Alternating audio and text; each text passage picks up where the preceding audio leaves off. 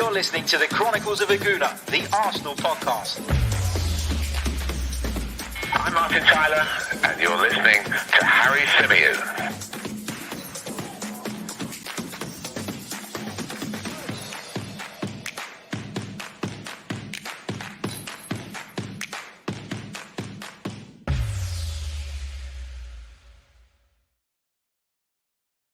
Hello and welcome back to another live edition of the Chronicles of a Gooner, the Arsenal podcast, brought to you by 90 Min. As ever, I'm your host, Harry Symeou, and joining me to react to Arsenal's second consecutive Premier League victory is Metro Sports' Mike Stavrou. Mike, welcome back to the show, mate. You're becoming a bit of a good luck charm.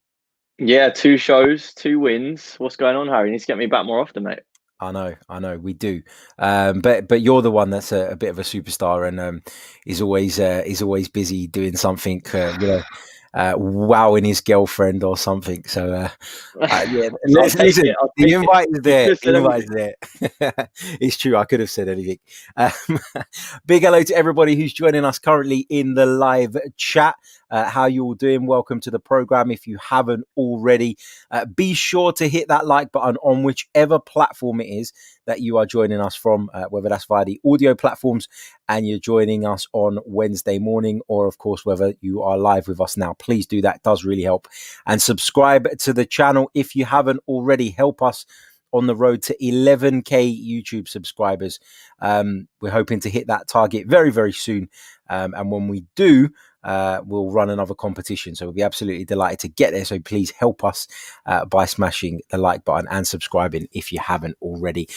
Mike, let's get into the thick of it. Arsenal picking up their second consecutive Premier League victory for only the second time this season.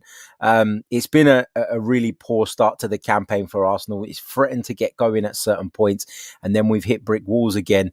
I must admit, after that first half performance, I did feel like we were going to stall again, if I'm honest. Did you share that view? Were you worried by what you saw in the first 45 minutes?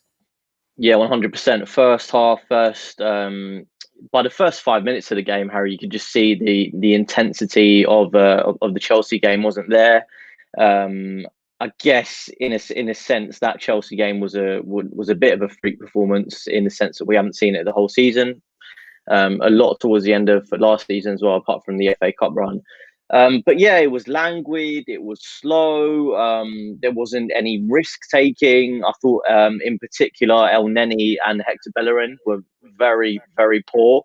There was a few occasions where we threatened to hit some combination play and link up, but every single time it was backwards. Especially Bellerin on the right hand side. I feel like he was the only option to Saka, and Saka was the bright spot throughout the game, even in the first half. But he had to beat about 3 or 4 players to actually get anywhere. It was so slow. But obviously second half it picked up. But yeah, I definitely did share your concerns in that first half. Let's go back to Mikel Arteta's initial team selection, because I said in my preview for that game that I would actually be very surprised if Mikel went with pretty much the same team. And it's not because I didn't want him to go with that same team, but of course there was a quick turnaround. There's a lot of players that played against Chelsea, Pablo Mari being one of them, Gabriel Martinelli being another, Emile Smith-Rowe being another, who haven't played a great deal of football this season and were kind of brought into the side because of a little bit of desperation. And I felt like Mikel might be a little bit concerned over the fitness of some of those players. But lo and behold, Mikel decided to stick with a winning team. And I think most people were pleased with that, barring one change.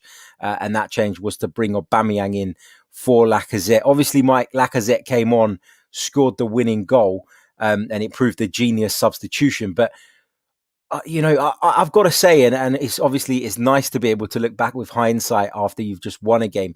But I do feel like Mikel got it wrong bringing Aubameyang back into the side, because I thought probably the biggest positive from that Chelsea game was the link up between Emile Smith-Rowe, Martinelli, Saka and Lacazette.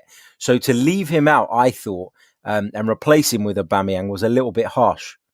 Yeah, no, I 100% agree. On the lineup as a whole, and I'll come to Aubameyang, I was quite surprised, really, because I know that, as you mentioned, there were some There were some absentees, which is the reason why some of the younger players came in, like Willian obviously wasn't there. And I was fully expecting, if they did come back, some more senior players to get a chance and come in for the likes of Smith Rowe. I didn't really think Arteta would play someone, especially Smith Rowe, again. But he did, and I was really surprised and happy with his decision, because it showed, play the players on merit, don't play them on status, don't play them on, authority. Just play them on form and their intensity, which obviously a lot of them players that were playing last week played. And then it was Aubameyang, and you were sort of thinking, wait, Lacazette really had probably one of the best games of the season. He did everything right against Chelsea. He, held his own against two of the Premier League's, better centre halves, linked up the play really well, and then he didn't get another start, and I was a bit shocked, to be honest. I've got to just add, Mike, sorry to disturb you there. I've just got to add that Lacazette, apparently, according to Mikel Arteta, now these comments are coming to us right now because obviously he's speaking to the media.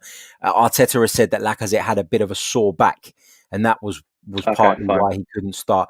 So I apologise to Mikel Arteta there as well, because those comments are making their way through to us as we're doing this live after the game press conference is currently taking place. So we have to give him a bit of credit there. But even still, Aubameyang didn't really perform in that role, did he? Didn't do anything, like, plainly, and I just can't understand why he keeps getting chances as a centre forward.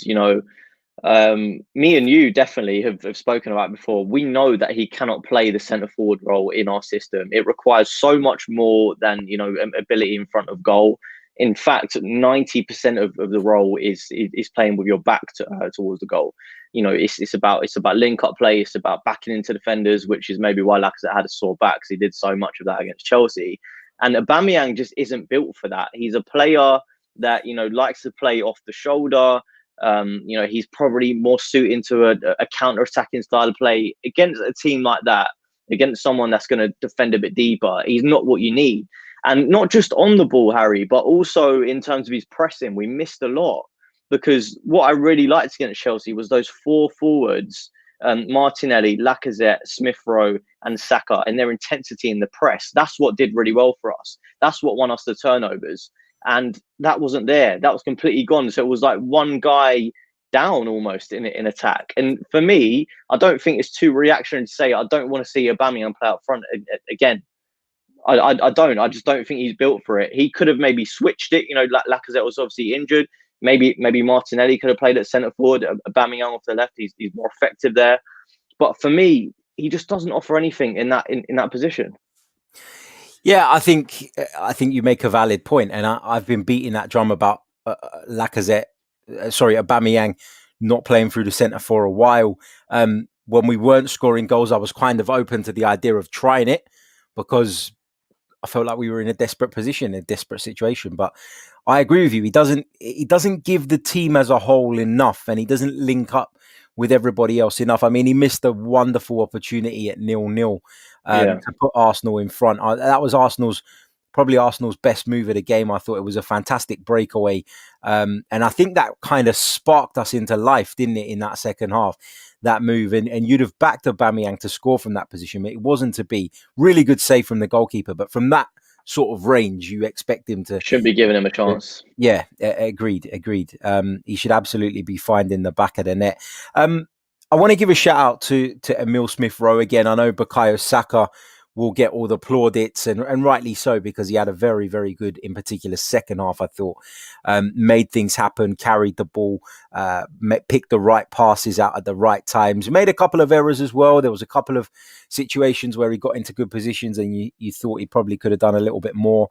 But he ultimately made up for it with a wonderful run and an assist for the goal. But I want to give a shout out to Emile Smith Rowe, because I think what Emile Smith Rowe does so well is he links up the play between everybody brilliantly. He's that missing puzzle piece. And, there are going to be nights where Emile Smith-Rowe doesn't perform. He's a youngster at the end of the day. There will be inconsistencies. But I think he deserves a massive amount of praise for the way he's come into this team and really had an impact in terms of knitting things together between that midfield and the attack. And I thought, again, he had a really, really good game. We talk a lot, don't we, Mike, about giving the youngsters a chance and all of that stuff. And for me, the likes of Smith-Rowe, Saka and Martinelli, you can talk about Nelson all you like, you can talk about Willock all you like, but these guys are at a different level for me. These guys are ready to play first team football week in, week out. The others, I'm not so sure. Would you agree with that? Do you feel like Emile Smith-Rowe and Gabriel Martinelli, and we already knew about Bukayo Saka, have shown in the last couple of fixtures that actually they are ready to play at this level and they are ahead of some of the other sort of fringe players? 1000%, because as a youngster, Harry, as you know, you don't get chances really, and when you do get those odd chances, you have to perform, and that's what those three have done. I mean, Martinelli last season, 10 goals for a teenager. Saka, again, when he came into the team, he's a winger, but he played left back, he played central midfield, he played on the right hand side, left hand side. He took his chance. Emile Smith-Rowe, we're seeing it now. He's sparked us into life. This is a teenager, a youngster, and for him to have that impact on the team, I know it's 2 games, but we're just seeing what can be done. And I think almost the groundwork for that, has been made. We saw Lacazette play in that number 10 position a few weeks ago, and we have to say that he did all right. Wasn't quite enough, but I think this is the template that we need to go forward. And all we needed was just that player with a little bit of flair, a little bit of dynamism to sit between the lines and get us going. And that's exactly what's happened. And yes, the first half was poor. I think Smith-Rowe didn't get in the game, and that's probably one of the reasons why we didn't prosper. But I think with the likes of Eddie Nketiah, Maitland-Niles to an extent as well, he's obviously a bit older, but they've been given chances, but they haven't made the same impact. And at this level, you just don't get that much time. Yeah, completely agree. Just a quick reminder to everybody join us in the live chat, because there's a lot more of you now. Get your comments in, get your questions in. We'll come to a few of those throughout the program. Some of you asking if tonight is a phone-in show. It's not, guys, and that is my fault. So I will get one of those arranged sooner rather than later. But tonight isn't a phone-in show. But feel free to get your comments in the chat box, and we'll pick them up and we'll discuss them and we'll answer your questions as well. So get involved in the live chat. Let's pick up some of those comments, and then we'll continue to try and pull apart the game tonight and the performance tonight. Let's see what you guys are saying. Rob Graham says first half was abysmal, let's be honest, but 3 points, and surely after that Oba has to be dropped indefinitely. So fair few Arsenal fans out there feeling as though Pierre-Emerick Aubameyang is not quite at the races at the moment, and we're a better team without him, which, when you consider how many goals he scored last season, feels like an absolutely crazy thing to say, but you can understand where people are coming from. Foddy says, get the fudge in there, Harry. So pleased to watch Arsenal play the way we did. Hope last week was a turning point. Captain Caramello says, solid performance overall. First halves, I like watching paint dry, though. This needs to change. Graham says, that's Arteta safe until the end of the season. So no more debate needed on that one. What else have we got here? Patrick Power Video says, Smith-Rowe has been good last 2 games, puts himself about and makes runs. Happy with that win. David Arsenal says, the game was really stressful for me, but super happy with the victory. Brighton playing the B team is hilarious. That was strange, wasn't it, Mike? Because, in Brighton's position, you'll be looking at certain fixtures and you'll be thinking, what are my chances of winning that one? And which one do I prioritise? I think that's probably where Graham Potter's coming from. And if I'm not mistaken, they played against West Ham at the weekend or the other day. And so they probably felt like that was a more winnable game. And that's why Graham Potter decided to play a stronger side in that one and rotate today. But, people will sit there and point the finger at Graham Potter for that. But I actually thought that particularly in the first half. And right at the start of the second half, Brighton did okay, didn't they? They were good, and I think if we were playing against some of them players that came on, Danny Welbeck, Danny Welbeck didn't come on, but Neil Maupay, if they did start, then I think with the amount of chances that Brighton created in the first half, we could have been 2 or 3 down, because it was almost a barrage at one point from them in the first half, and we looked scared. And that's one thing that I have picked up from us, Harry, is that when things aren't quite going our way, the heads drop, and that's something that we need to sort out. And I agree with some of the comments there. It was they looked scared in the first half, and if we did go 1 goal behind, I sort of worry as to how we would have even come back from that, because there's not that confidence in this team, like nowhere near the level that it should be. And we just have to hope that with more performances, like the second half and like against Chelsea, we can start to build up slowly. But it is definitely a concern, because we can't start games like that. We just can't, because we'll get punished by better teams. Yeah, don't disagree with that. The Malaysia says Oba is not a versatile kind of player. He can't head, he can't pass, can't hold the ball up. He'll only score a goal. Without the goals, he offers nothing. The Overlord of Procrastination says abysmal first half, reverted to Arsenal we've been used to. Second half was like a different team, but we wasted 45 minutes. I think it's important when assessing this performance to remember that although we beat Chelsea the other day, this is an Arsenal side that has struggled all season in the Premier League. An Arsenal side who have struggled for consistency, for confidence. And if people thought that after beating Chelsea, we were all of a sudden going to become this free-flowing, amazing team that we're going to go out and blow everybody away week in, week out, then I think, they're mistaken. I didn't ever think that was going to be the case. I said at the start of this run of games with Chelsea, Brighton and West Brom that I wanted 7 points, and we got 6 on the board, so I'm not complaining at this point. G. Will says, I begged the football gods to speak to Arteta to free Lacazette. They did. And after 47 seconds, boom, Laka should never have been dropped. Just to quickly remind people or let people know if they're joining us a little bit late in the program, actually Alexander Lacazette, it's said by Mikel Arteta, had a slight back injury, and that's why he didn't start the game. Haji Mohammed says, hello Harry, great and much needed win. We fans are very much delighted. Come on, you Gunners. From Belfast. David says no hat Tuesday. Yeah, look, do you want to be honest? Like, I need a haircut, right? There's no debate in that. There's no two ways about it. Problem is, my hat is inside the house and I'm in the man cave, and I was not going to go back in there and walk across the freezing cold garden again just to get the hat. So if you have any complaints, put them in writing. Let's see. Let's talk about a couple of other players individually, Mike. And I want to talk about Mohamed Elneny, because I thought his performance tonight was abysmal. And now and again, Mohamed Elneny puts in these really good displays, and where he doesn't do anything spectacular, but he just does the basics well.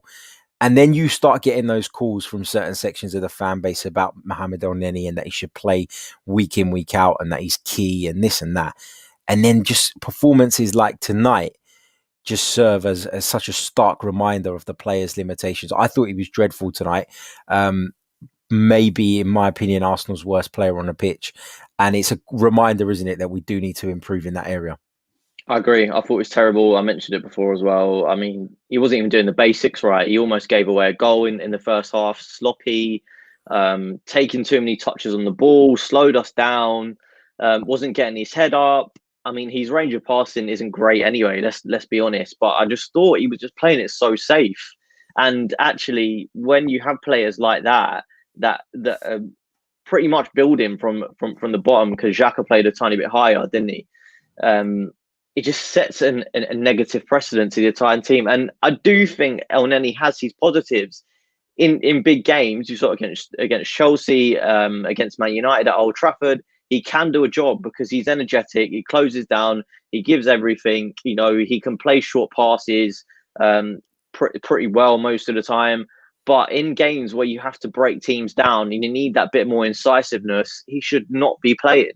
And I think that was another lineup mistake by Arteta. I think he should have started with someone like Ceballos, because Brighton didn't really cut through us in the middle of the pitch. It was mostly down the sides where they were getting their luck. So in reality, we probably didn't need, a pairing as defensive as Xhaka and Elneny against Brighton. Against Brighton that didn't even play a striker against us. So it was a bit odd. It does have benefits here and there, but he can't be starting in every game. When Partey's back, I'm sure he won't be, and hopefully that's not long. What did you make of Bissouma in the Brighton midfield? There are a couple of Arsenal fans in the chat here. Alex McCarthy says, sign Bissouma. Been watching him for a while now, and he'd be a great partner for Partey. Tonight, he was outstanding with basic second-rate players around him. Is he somebody you like? He's somebody that really got on my nerves when we played them after the restart at the back end of last season with his constant fouling. I found him to be a really dirty midfield player, and he's somebody that really, for wanting of a better term, pissed me off. Would you have him at Arsenal? Do you think he is the kind of partner that Partey needs, or do you think they're a bit similar? Yeah, no, I was just going to say that, actually. I think they're a bit too similar. I think Bissouma is a really good player. He showed his class tonight. I think one thing that shows you players that are a step above is when they know what the opposition's going to do before they've even got there. And just like some of his touches where he would anticipate a midfielder coming in from one angle, when he shifts it and pushes it the other way, he's got a decent range of passing. He's strong, he's big, he's physical, and in a way, yeah, I do see a lot of similarities between him and Partey. And I think if we are gonna go forward eventually to the 4-3-3 system that Arteta wants to play, as he said, he wants to get 5 or 6 more signs before he can move to that. You need a sitting midfielder, which I think will be Partey, and then you need some people who've got a bit more creativity further forward, a bit like how Man City did it, with Fernandinho sitting and then De Bruyne and David Silva either side. If you want that, I think Bissouma and Partey are a bit too similar. If we're talking about players that we should be targeting, we have that number 6, and then we have the 2 number 8. So someone who can play a bit more further forward and occupy in the half spaces, like a Julian Brandt, for instance. But no taking away from Bissouma. I thought he was really, really good tonight. Yeah, he has been good, hasn't he, for a while now, and you can understand why there are said to be a number of top clubs circling around him. Brad Richardson wants to give a shout out to Bernd Leno tonight. He says he was on fire. I thought Bernd Leno made some really smart stops today at key points in the game, and deserves a bit of credit for that. I didn't like his kick-ups in the first half. I didn't like that at all. I never in a million years want to see my goalkeeper even attempting things like that. But Leno made some smart stops, didn't he? And I thought he had a pretty good game overall. Yeah, it was all right. He was, as you say, I mean, even if we're 10-0 up, just never, ever do that. Like, don't, like, even in training, I'd be, if I was a defender, I'd be looking at him saying, come on, mate, like, sort yourself out. No need for that. Like, and it would, I guess it was a bit of a weird situation because the ball, his touch wasn't great. And then he tried to almost save himself, didn't he, by flicking it up, but he didn't need to do so many touches to get rid of it. Just boot it out. One thing I did notice actually in relation to Leno, our playing out from the back, Harry, still needs work, I think. Depending on who we play, Mari, I think, can get is a bit lackadaisical sometimes. Holding's getting better, but I just think when we don't have that player who can offer in the middle of the park all the time, like an Elneny, we really suffer, because what we need is when the centre back gets the ball, they split. We need someone to be able to pop the ball off, and it just doesn't happen often enough. And I think Partey is the guy to do that, but obviously we're not quite that. What do you think? Do you think our passing out the back is good enough yet? No, I don't. I don't. I think it needs work. I think it needs a midfield player who can drop into those holes, and is a little bit better at doing that. I think Granit Xhaka tries to do it quite a bit, and I don't think he's the worst player in the world in that, at picking up the ball in those deep positions. But we know that he's a little bit limited in his movement, and at times he can get caught out. He can get caught on the ball. I think Elneny can as well. I think when you play that way, and when as a manager you insist that your team play that way, there is an associated risk to it that you just have to accept is part and parcel of the game. When it works and you do draw in the opponent and you create the spaces in behind in those wide areas, as we saw Mikel Arteta's side do so effectively in that FA Cup semi-final and final at the back end of last season, then great, happy days. But there will be times where it doesn't work, I think, and there will be times where it causes you problems. The issue here is that obviously it depends on the opponent's press as well. Who are you talking about pressing you? I mean, if Liverpool are doing it to you and you've got Sadio Mane, Roberto Firmino and Mohamed Salah snapping at your heels, it becomes a lot more difficult, doesn't it, than Ali Reza, Yahak Basher and people like that. So it is. It does need work. I agree, but I don't know if you'll ever find perfection with that. And I don't know if maybe we're expecting something that we're quite frankly never going to get. Let's move on. Andreas in Cyprus says, great win. Saka's contribution is unbelievable. Smith Rowe was very good as well. Important goal for Laka and for the Arsenal mentality. Yep. Agree with all of that. Let's see what else you guys are saying. Marchin says, let's hope Laka can build some confidence and start scoring some goals on a more consistent basis. He's done it in streaks this season, hasn't he, Laka? He got 3, he scored in 3 consecutive games, I think, at the start of the campaign. And he's managed to do that again. But there was not a great deal in between. But to be fair to Lacazette, there wasn't a great deal from Arsenal as a team in between. But, it's a hard one with Lacazette, isn't it? Because every time you think that you've got to the point where you want to write him off, he then produces, and then you start to think, shit, am I being silly here? It's so frustrating, but he is just 100% a confidence player, Harry. He just goes up and down and up and down. And I've as I said, I've been impressed with him in the last few games. I think he offers us the perfect dimension for what we want from our number 9 in this system we're playing. He linked up really, really well against Chelsea with Smith Rowe, Lacazette. There was really good play happening there, and some of the best play that we've had all season. And then again, when he came on, he showed it, got his goal, and obviously the difference to mark between him and Aubameyang was for our goal. Obviously, Saka's contribution was amazing, as the last guy said. But what he did was he actually was clever enough to drop off and see that Saka was going to cut it back and create the space for himself. And in the end, he had the entire space of the universe to be able to score. I'm not sure Aubameyang would have quite been able to have the awareness to see where that space was and just check back. Maybe because of confidence, or maybe just because he's not the perfect striker. I think he's better coming off the left. But I just want to see more from Lacazette. I want to see more, and I want to see it more consistently.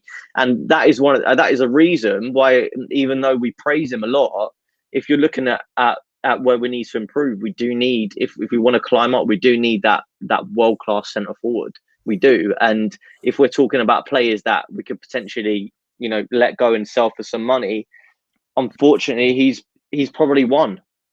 Yeah, I agree.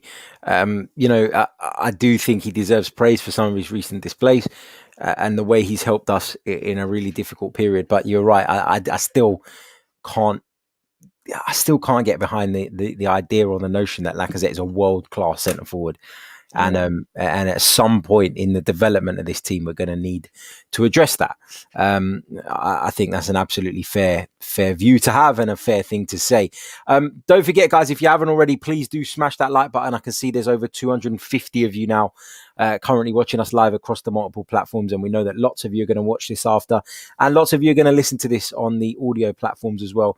Please do hit the like button. And if you're watching us on YouTube, subscribe to the channel. Around about 46% of you at the moment are watching these videos without being subscribed. So let's put that right. And you can help us on the road to 11,000 YouTube subscribers in doing that. Fatality DMB says, evening chaps, good result tonight. Anyone see West Brom versus Leeds? West Brom were awful.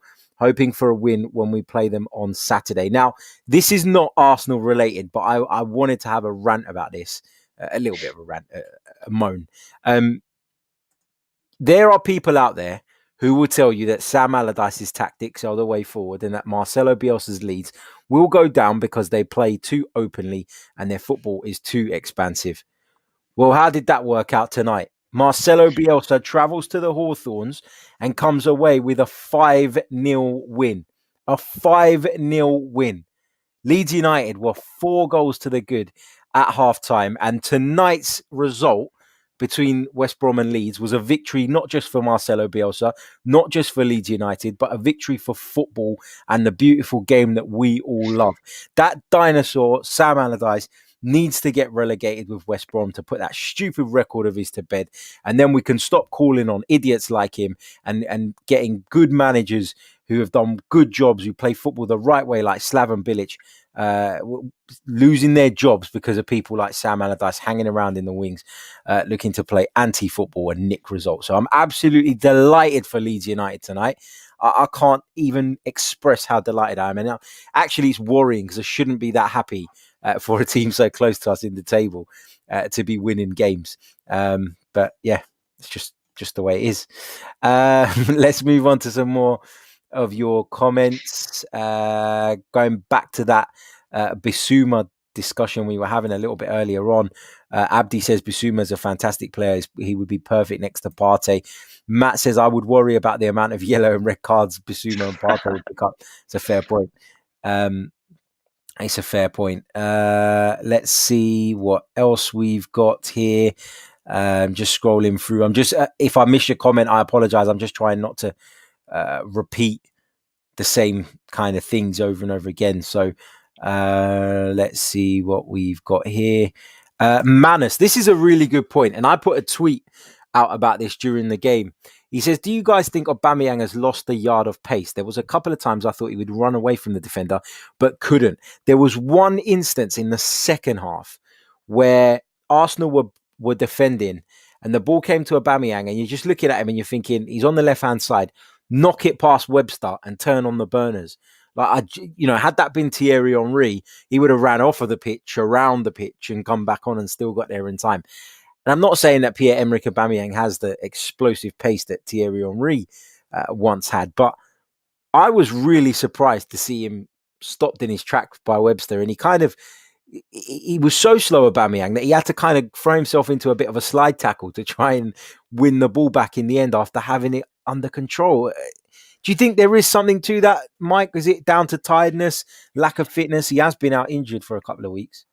No, I've been noticing it for a while. I think he's lost that yard of pace, and it's not just pace as well. It's that sharpness. Like even with a chance that he had in the first half, was early in the second half, but he's cut inside, and usually when he sets himself, he whips it tries to whip it into the far post, and he just ballooned it, and I'm just thinking, this is a player that is just not the man that we saw last season, and I don't really know why. And as you said last week as well, he doesn't look like really happy.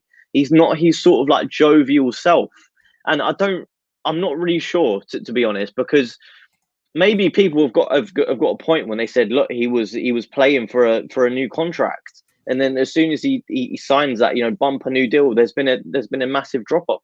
Maybe there's something in that. I don't know. I don't personally believe that. I'd like to think that he's good enough of a professional to decide to turn up every week. But when we think about how important he was and what a talisman he was for us, I just don't really know what's happened. And you have to sort of back it up with stats last season to say that yes, he did outperform his expected goals, and he was extremely clinical, and maybe he wasn't getting and creating as many chances as he was, and that's a bit misleading, and that's why this season he's not scored as many, because those chances aren't being created for him, and he's just not as clinical. But I just think the bare minimum for a captain, this is talking about a captain to do, is to put in 100%. And when I don't see him press, when I see him sort of like knock the ball ahead and try and get there, but yeah, maybe a full sprint like a Kieran Tierney or a Gabriel Martinelli would have got on the end of that, the instant you're talking about. it's disappointing, and I don't really know where we go, because if you look at what people were saying today, even before the news about Lacazette's back injury, you would have said, well, I would have started Lacazette anyway. So what does he do now? Does he drop his captain? Because if he's talking about playing players on merit and players like Emil Smith-Rowe, and he's not performing, how can he justify that? I don't know. It's a hard one, because part of the discussions that would have gone on behind the scenes about Aubameyang's new contract I'm certain would have included the idea of Mikel Arteta building the team around him and building the squad around him, which puts Arteta now in a slightly difficult situation. You didn't start him against Chelsea, but you had that card in your back pocket, the card that says you've been out injured, you're not 100% fit, you've only trained twice, therefore I'm not going to start you. But I don't think Mikel Arteta has much of a choice now, because the club have given Pierre-Emerick Aubameyang that big contract. The club have made it clear that he is part of their plans for developing and moving forward. They would have had to sell him that dream to get him to sign on the dotted line. So it does feel very much like Mikel is A, trying not to go back on his word, and B, doesn't want to upset a player that I'm sure that, although his form hasn't been great of late, I'm sure Mikel still sees as Arsenal's best player and someone that can still be a difference maker and a match winner. So I feel like Mikel is trying to walk that line between doing what's right for the team, but also not upsetting one of his big stars. And we know that Mikel has upset other big stars at the football club, and it's not necessarily worked out well for him. So perhaps he's learned his lesson, and perhaps that is why he's feeling that way. Let's pick up some more comments as we continue to take your live interaction right here on the Chronicles of a Gooner. Don't forget, subscribe to the channel if you haven't, and smash the like button if you haven't already as well. It does really, really help. If you're listening via the audio, be sure to leave us a 5-star review, nothing less, but make sure you leave a comment with it as well. That is very helpful too. Fatality says, Granit done okay tonight. You know why? Because of the Granit Xhaka figurine. There he is. This bad boy is responsible for Granit Xhaka's free kick the other day against Chelsea. I had him by my side again today, and I thought Granit Xhaka had a decent game. So there you go. Cheers, little Granit. Let's move on.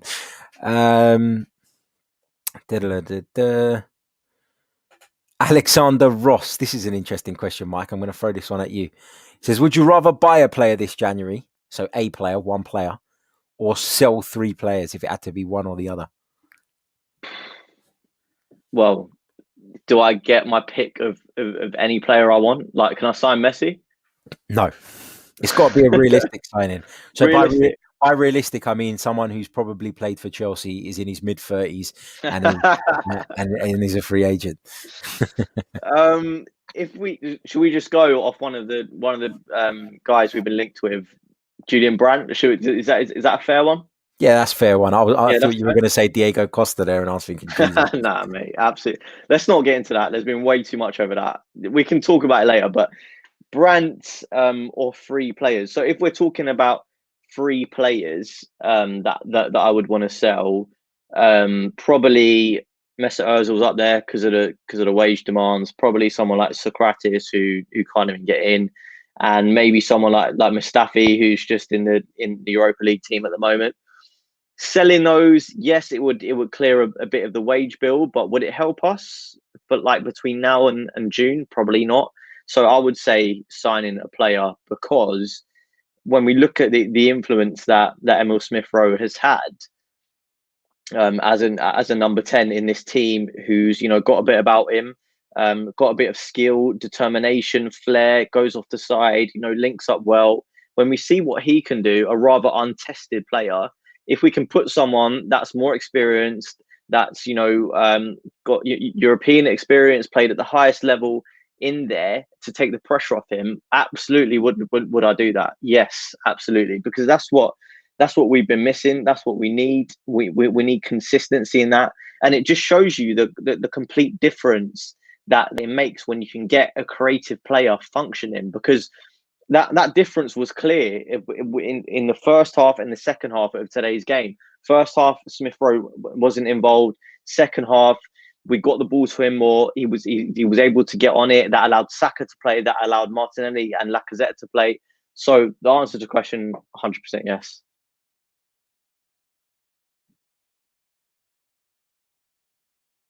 Whoops, I was on mute there. Apologies. Let's pick up a few more of your questions and comments from the live chat. Just scrolling through. Arsenal Small Talk says, "Hi guys, 3 points in the pocket." Yes, really delighted that we managed to get the 3 points and pick up back-to-back victories in the Premier League. Let's hope we can pick up a third successive one at West Bromwich Albion in our next fixture. Harry Land says, Xhaka and Bellerin were both solid tonight. Let's give them some love for once. Yeah, I think that's worth doing. There are a couple of players who I think get a hard time quite a bit. Sometimes it's deserved and other times it's probably not. So, yeah, they certainly deserve some credit for their performances tonight. And let me just take you through just briefly, actually, because I think this is always interesting. And, I don't really do this. I know a lot of other channels do this, and maybe it's something that I should start doing. If you guys want it, I'd be interested to hear. Maybe I'll put a poll out on the channel and see what you guys are saying. But if I just share my screen with you guys now, you'll find the player ratings from tonight's game, and that's according to whoscored.com. Really good stats-based website. So if you ever want to check out some stats on certain players, or you got anything that you want to look at in particular, this is the one. Head over to whoscored.com and check it out. Let's go through the ratings from tonight. Bernd Leno, 7.1 out of 10. All these ratings are out of 10. Bellerin, 7.1. Holding, 7. Pablo Mari, 7.2. Kieran Tierney, 6.7. I feel like that's a bit harsh. I thought he was as good as the rest of the back four. Mohamed Elneny, 6.4. Absolutely deserved. I'm surprised he got that. I thought it was dreadful. We've already discussed that. Xhaka, 7.3. Solid rating. Smith Rowe, 6.9. Just under the 7 mark. I think that's probably fair, because I think Smith Rowe did well in terms of linking up the play, but he wasn't. I didn't think he was amazing tonight. He still did a good job and did what he was asked, but I think around about the 7 mark is probably right for him. Martinelli, 6.2. Maybe feels a little bit harsh. Actually feels very harsh when you consider that that's lower than Mohamed Elneny's rating according to these guys. Aubameyang, 6.5. And Saka, 7.9. And he was obviously the star man of the match. So there you go. Those were the ratings from whoscored.com. Let us know your player ratings in the live chat as well, and we'll take a look at some of those too. Right, let's pick up a couple more questions before we wrap it up, Mike. Let's see what else people are saying. Here it is. John Knott, and I'm going to put this to you, Mike. I spoke about this on our transfer update show earlier on today, so I'm not going to give my thoughts on this again. If you want to hear my thoughts, check out the video from earlier today, or the podcast from earlier today. John says, would you take Diego Costa for 6 months with a further year option to give us a different option up front? No. I thought you were going to say that. So, I'm trying to get my head around how fans on Twitter today were saying they would take him. What is there to like about Diego Costa now? He's not been good for the last 2 or 3 years. If we're talking about prime Diego Costa, the one that winds people up, was it Gabriel sent off back at the bridge all them years ago? If it's that sort of Diego Costa that can impact the game and can be an absolute plonker, for use of a better word, but he's the kind of guy that you love on your team but hate to play against. If it's him, yeah, I'm taking him. If it's Diego Costa this iteration, no. I mean, why do we want to give players that are past it any more opportunities? We spoke about it last week. Willian signings, David Luiz signings, even players like Cedric to some extent. That this short-termism, it could create certain divisions within the squad, because you see these players who are past the twilight of their careers getting a massive contract, and it makes some of the other players think, well, if he's on that, and he's not even performing, how is that justified? So, in short, absolutely not. And I don't know. Can you maybe understand the reasons why some fans would want him? Because I can't. I was saying this on the podcast earlier on today when discussing this. What's happening here is you find in situations where Arsenal are bringing in these players who are over the hill, who have come to the end of their careers, who were once great players, once players who could impact games, and were once players who were much sought after, but have now hit a point in their career where actually they're not needed, they're not wanted, and they're not seen as the future for their current clubs, and that's why they've been let go. Look, Diego Costa has mutually terminated his contract with Atletico Madrid. Now, for a club the size of Atletico Madrid to terminate your contract, i.e. to be bullied into terminating your contract because you have personally requested they do so, shows you that they're not that bothered about you, and they don't really want you, and they don't value you anymore, and they don't think that you've got a great deal to offer. Hence why they're happy to do that. He's obviously on too much money at Atletico Madrid, because one of the main reasons that it's being said that they were so willing to do so was to release funds on their wage bill or within their wage structure, so that they would be able to go and strengthen in January in other areas. So clearly they don't feel that Diego Costa was worth the buck that he was on, and that's why they want to move him on. In Arsenal's case, when we've tried to do deals like that, it hasn't worked out. Willian is a prime example of that. And there have been others in the past as well, where we've bought in these veteran players. Do you remember when we bought Mikael Silvestre? Do you remember when we bought William Gallas in? We've done deals where we've looked at players who have had good careers previously and thought this could be useful for us in the interim, in the short term. And it's never really worked out. But then you look at other clubs, you look at Chelsea, you look at the acquisition of Thiago Silva, free transfer, highly experienced footballer, has come in and added something to their backline and improved them significantly.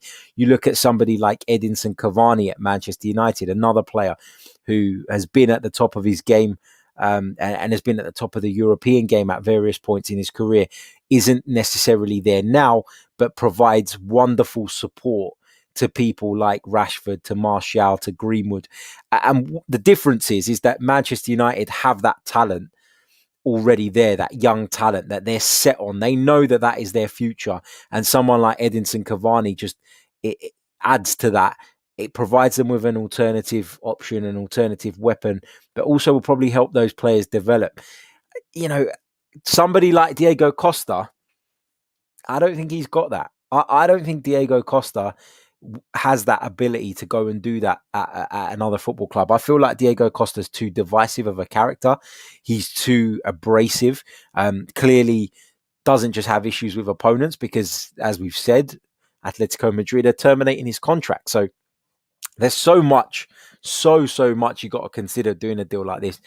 And teams like Chelsea, teams like Man United, when they do deals like that, it doesn't really have a massive financial impact because their spending power is obviously greater than ours.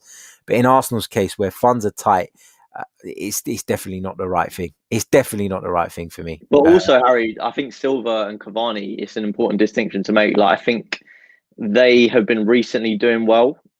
Yeah. And also they're at the top of their game. Like at one point, in the last few years, Thiago Silva was one of the best defenders in the world, and for a long time, Cavani, arguably one of the best strikers in the world. Whereas we're almost signing the level below that. And in Willian's case, I mean, he showed flashes, and he has showed flashes, but you wouldn't say that he's been a world-class player at any point in his career. Same with David Luiz. He's obviously had big qualities, and he's played in the World Cup, and he's won a lot of things, but you would never say he's in the highest bracket in his division. So not only are we not providing these players with the right infrastructure to be able to succeed, we're actually not getting the best of the bunch. And when you're signing a free agent, that's what you need to get. You can't get a second-rate free agent. Like, it doesn't make sense. And I think that's the important point to be made. Diego Costa, was a good striker, never never top of his game. So for me, just don't even consider it. Like the fact we're talking about it winds me up. It does. Mike's not going to sleep tonight. Quick one word answer. Isco or Brandt? Loan or permanent? It can never be a one word answer, Harry. Isco on loan, which is what's being touted at the moment. The idea of Isco coming in on a short-term loan. We've read reports this afternoon actually that, and we'll come to discuss these tomorrow on our transfer update show in a little bit more detail. But reports did emerge this evening from a number of Arsenal journalists actually that the interest is there, and that although it's at the very preliminary stages, there could be a deal to be done there. So Isco on loan or Brandt on a permanent deal? I like Brandt. I think he's more of a profile of the player that we should be going for. And he's just 24 years old, Julian Brandt. I think a lot of people don't realise that. Another one-word answer, or as close to a one-word answer. I'm just trying to get through as many questions from the guys before we do. This is hard, Harry, because I might look like an idiot if I don't explain myself. But fine, I'll do it. You might look like an idiot as opposed to what you're doing now. Do one. Andreas says, would you take Giroud back? Yes. Me too. Both agreed on that one. Let's see what else we've got. I'm just going to pick out one more. And while I do that, let us know in the live chat where you are joining us from. Really, really do appreciate your support. And I love to know where you guys are tuning in from. So we'll give you guys a shout out at the end as well. So, yep, chuck it in the chat now. And we'll pick those out before we wrap up. Paul Nell says, evening, Harry. Big win. Absolutely. Timothy says the three youngsters, Martinelli, Saka and Smith Rowe, have brought life to the Arsenal. Alavi, regular on the social club, he's on the wind up. We were discussing Premier League referees the other day, and he says, do you think Martin Atkinson adds to your midfield, or are you still a Taylor man? I don't understand what you think that Martin Atkinson did in Arsenal's favour tonight. You were probably watching Songs of Praise or the Antiques Roadshow, weren't you? So bloody hell, Harry! I don't know what he's on about. He loves doing this. He's on a wind up. But well, I'll tell you what, you've bitten, mate. So yeah. You've taken the bait. It's true. I have. He brings that out in me. We've known each other since I was 7 years old, but he still brings that out in me. Let's see where you guys are joining us from. Right. Alexander's joining us from Durham, North Carolina. Manas is in DC. Kebab is in Netherlands. Alavi says Tehran. No, you're not, mate. You're in Hertfordshire. Don't try it. Reese Taylor says NYC. Kevin's in Hounslow. John is joining us from Cork. Divanan joins us from Singapore. Oscar joins us from Iceland. MWJ says NJ. Is that New Jersey? I'm guessing. I'm not good at the American, the breakdowns of the states that they have like initials. I'm not good at that. I've got to say. So just correct me if I'm wrong. Tom says West Kilburn. Faisal joins us from Manchester. Williams in Montreal. Nithin is in Sweden. Demi's in Maryland. And brilliant stuff. Thank you all so much for tuning in. Mike, how can people follow you and keep up to date with your excellent work? So I'm at Mike_Savary on Twitter. Report for Metro Sport, and yeah, that's me. Follow me. And the Chronicles of a Gooner. And subscribe as well. Yeah, make sure you do if you haven't already. Riddy's joining us from Canterbury. I know I'd wrap this up, but I brought it on the screen because there's loads coming through now. We might as well pick up a few more then. Canterbury, lovely part of the world, lovely place. Sia's joining us from Joburg. Louis in Sunderland. Pat's in Ontario, Canada. What else have we got? Cambridgeshire, Larnaca, Cyprus. Yes. Yeah, big up. I'm not too keen on the Larnaca bit, mate, but Cyprus, yeah. No, I'm joking. For me. John is in New Jersey as well. We've got Owelab in Finland. Machiavelli's in Dubai.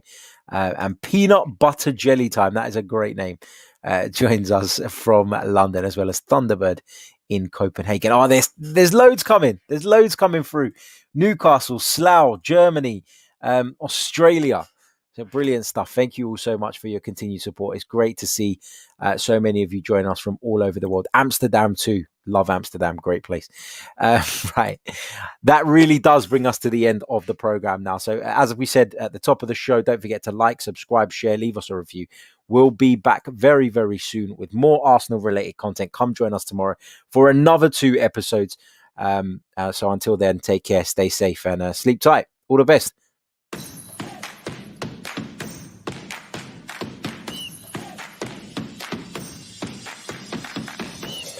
You're listening to the Chronicles of a Gooner, the Arsenal podcast. I'm Martin Tyler, and you're listening to Harry